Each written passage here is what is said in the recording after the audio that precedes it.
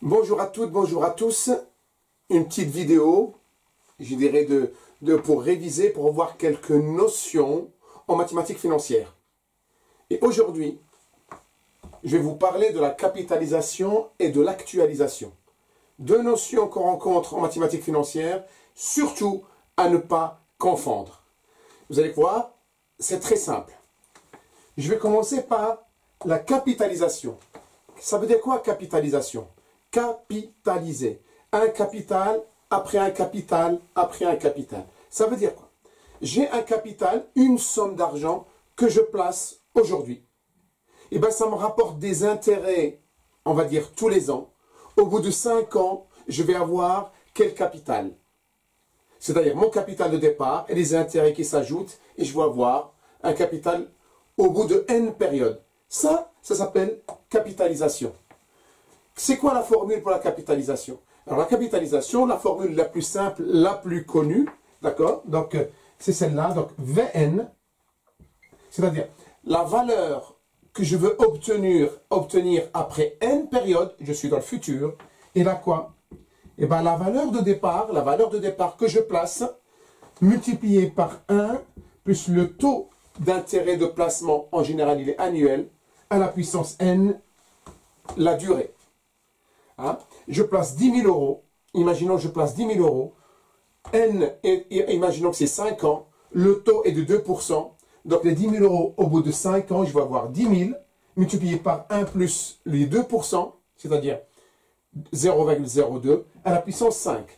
Donc, Vn, au bout de 5 ans, je vais avoir 10 000 euros, multiplié par 1 plus 2% d'accès, plus 0,02, à la puissance 5 ans. Et là, vous utilisez votre calculatrice et vous trouvez la valeur de votre capital. Ça s'appelle capitalisation. Très simple. Bien. Maintenant, actualisation. Eh bien, tout simplement, c'est l'inverse. J'ai la valeur, par exemple, la valeur après N période, je veux savoir sa valeur aujourd'hui.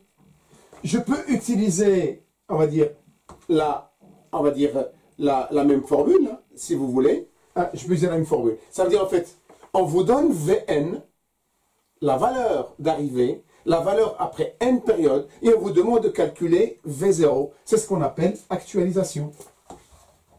Alors, comment on fait? Regardez, je vais partir de cette formule-là. Tout simplement, regardez, tout simplement. Je veux l'actualisation, je veux trouver V0. Donc V0 égale à quoi? Regardez, V0 égale à quoi? Je fais Vn divisé par 1 plus T à la puissance N. D'accord? Et ça, c'est la même chose que Vn facteur de 1 plus T à la puissance moins N. D'accord? Voilà. Et là, oui, et ça, je suis dans l'actualisation. C'est très simple. Vous voyez? Voilà. Donc, capitalisation, valeur d'origine, je me projette vers le futur après N période en utilisant le taux d'intérêt T. Donc d'ailleurs là, vous voyez, donc c'est des suites géométriques, mais je ne vais pas vous casser avec le terme suite géométrique. Ça, c'est ce qu'on appelle les intérêts composés. Capitalisation. D'accord?